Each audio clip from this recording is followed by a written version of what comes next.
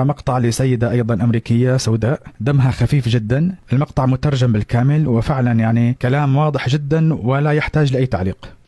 So earlier today I made a video saying how impressed I was with Palestinian faith because it just seems that Palestinians have this ironclad faith even in the face of losing quite literally everything. And people were commenting underneath saying, well, yeah, girl, that's Islam. Have you read the Quran? You should probably read the Quran.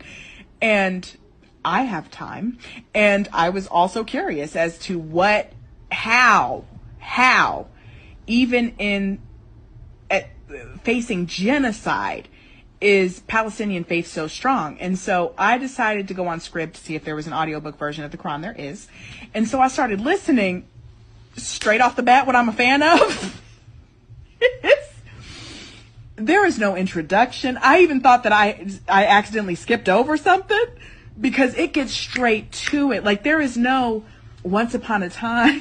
There is no in the beginning. There is none of that. It was like, all right, if you do this, then this happens. If you do this, like it gets straight into it.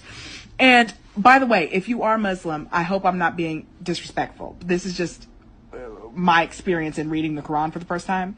I'm on like chapter 4 of like 117, but I found some things very interesting. Like first it said oppression is worse than murder. And I was like, that's a word.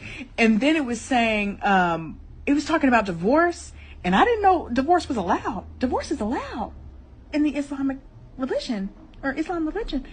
And it was saying how if you're a woman and you get divorced, you have to wait 3 periods. I don't know how long a period is, but you have to wait 3 periods and then you're okay to remarry, girl. Like, go find your husband. And it was saying if you're a dude and you divorce your wife and you haven't touched her yet, but you promised her a dowry, you still got to pay half that shit. I was like, feminism. And then there was a part in there that I was surprised about. I don't know why I thought it was going to be like the Christian religion where if somebody slaps you, you got to offer your other cheek and everything, because that always bothered me. Like, I'm like, if somebody slaps me, I should be able to slap them back. In the Quran, it says if somebody fights you, you fight them back. You like, if whatever they do to you, you do to them. And I was like, absolutely. So far, it's been a time.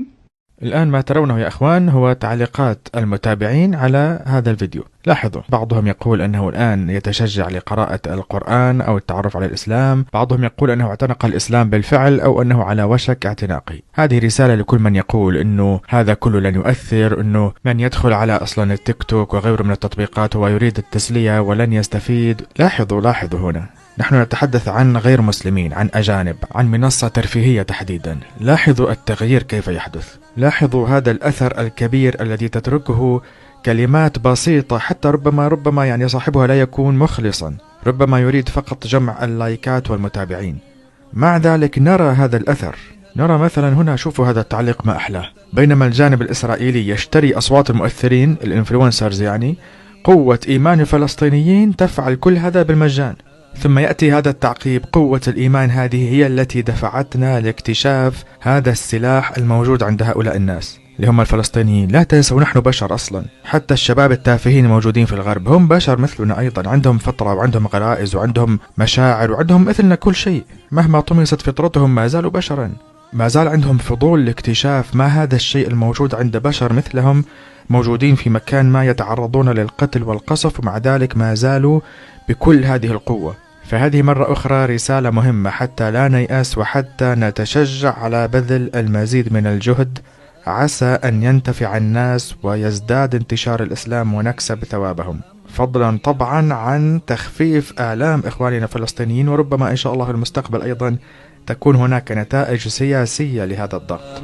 وإما إلى الله في الخالدين، وإما إلى الله في الخالدين.